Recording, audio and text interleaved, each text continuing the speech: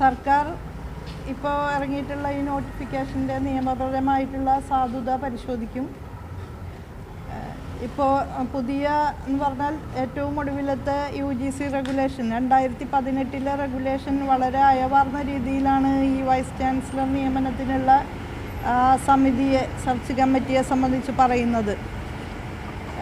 എന്നാൽ കേരളത്തിലെ സർവകലാശാലകളുടെ ആക്റ്റുകൾ വളരെ കൃത്യമായിട്ട് നിർവചിച്ചിട്ടുള്ള സെർച്ച് കമ്മിറ്റികളെ സംബന്ധിച്ച് രൂപം മുന്നോട്ട് വയ്ക്കുന്നുണ്ട്. ഇപ്പോൾ 2 പേരുടെ പേരൊക്കെ ഉൾപ്പെടുത്തിക്കൊണ്ടുള്ള സെർച്ച് കമ്മിറ്റികളെയാണ് നിയോഗിക്കപ്പെട്ട് കാണുന്നത്. മാത്രമല്ല ഇപ്പോൾ പൊതുവിൽ സർവകലാശാലകളുടെ പ്രവർത്തനത്തിൽ ഇടപെടുന്ന തരത്തിൽ ചാൻസലർ കാവ്യവൽക്കരണത്തിനുള്ള പരിശ്രമങ്ങൾ നടത്തിക്കൊണ്ടിരിക്കുന്ന അനുഭവമാണ് നമ്മൾ കണ്ടുവരുന്നത്. ABVP പ്രവർത്തകരാണ് എന്ന കാരണത്താൽ വിദ്യാർത്ഥികളെ നോമിനേറ്റ് ചെയ്യുന്നു. അവരുടെ മെറിറ്റോ കഴിവുകളോ പരിശോധിക്കാതെയാണ് ഇങ്ങനെ നോമിനേറ്റ് ചെയ്തത്.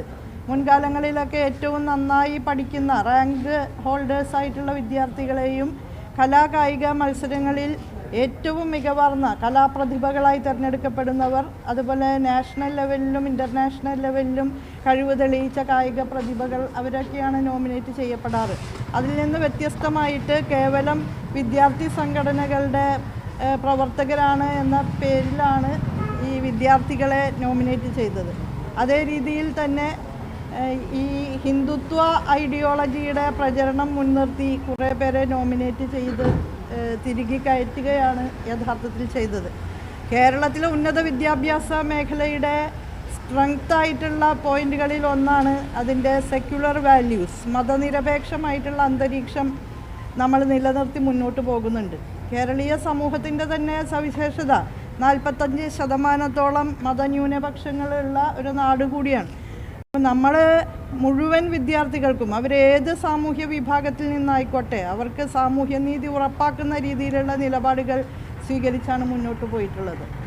ഇതിപ്പോൾ നെറ്റ് പരീക്ഷയുടെ ചോദ്യം പോലും പ്രാണപ്രതിഷ്ഠ നടന്ന ദിവസവും രാമായണത്തിലെ അപ്രസക്ത ഭാഗങ്ങളുമൊക്കെ ആകുന്നത് നമ്മൾ കണ്ടുകൊണ്ടിരിക്കുകയാണ്. അത് ദൂരവ്യാപക പ്രത്യാഘാതങ്ങളാണ് നമ്മുടെ ഉന്നത വിദ്യാഭ്യാസ മേഖലയിലൊക്കെ സൃഷ്ടിക്കുക. അത്തരം കാവ്യവൽക്കരണത്തിനുള്ള നീക്കങ്ങൾ തീർച്ചയായും കേരളീയ സമൂഹം പ്രതിരോധിക്കും. നമുക്കതിന് ഉത്തരവാദിത്തമുണ്ട്. അപ്പോൾ ഇതിനേക്കാളൊക്കെ ഉപരി ഈ നിയമസഭ ഒറ്റക്കെട്ടായിട്ട് അംഗീകരിച്ച ഈ വൈസ് ചാൻസലർ നിയമനം ഉൾപ്പെടെയുള്ള കാര്യങ്ങൾ നിർദ്ദേശിക്കുന്ന ബില്ല് ഒപ്പുവയ്ക്കാതെ മാസങ്ങളോളം അത് ഫ്രീസ് ചെയ്തു. മാസങ്ങളല്ല, വർഷത്തിലേറെ കാലം ഫ്രീസ് ചെയ്ത് വയ്ക്കുകയും ഒപ്പുവയ്ക്കാൻ വിസമ്മതിക്കുകയും ഒടുവിൽ സുപ്രീം കോടതി ഈ വിഷയം കൈകാര്യം ചെയ്യാൻ തുടങ്ങിയപ്പോൾ അത് പ്രസിഡൻറ്റിന് അയച്ചു കൊടുക്കുകയാണ് ചെയ്തത്. ജനാധിപത്യ വിരുദ്ധമായിട്ടുള്ളൊരു നിലപാടാണത്.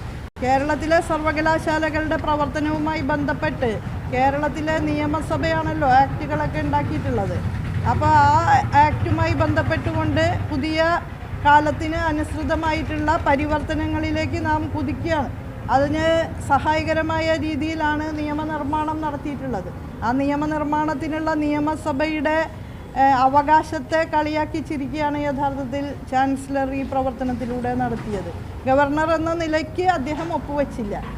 അത് യഥാർത്ഥത്തിൽ ജനാധിപത്യ മൂല്യങ്ങളുടെ നിരാസം കൂടിയാണ്. ഈ പൊതു പശ്ചാത്തലത്തിൽ വേണം ഇപ്പോൾ നിർദ്ദേശിക്കപ്പെട്ടിട്ടുള്ള ഈ സെർച്ച് കമ്മിറ്റികളെ നമ്മൾ കാണേണ്ടത്. അതിൻ്റെ അടിസ്ഥാനത്തിൽ സർക്കാർ ഇതുമായി ബന്ധപ്പെട്ട കാര്യങ്ങൾ പരിശോധിച്ചു വരികയാണ്.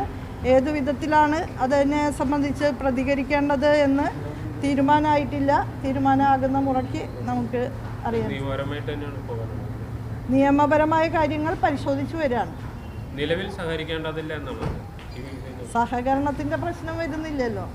അപ്പോൾ നമ്മൾ അതിൻ്റെ സാങ്കേതികവും നിയമപരവുമായിട്ടുള്ള വശങ്ങൾ അന്വേഷിച്ചുകൊണ്ടിരിക്കുകയാണ്. ഏറ്റവും പെട്ടെന്ന് തന്നെ ഇക്കാര്യത്തിൽ ഒരു നിഗമനത്തിലെത്തിച്ചേരും.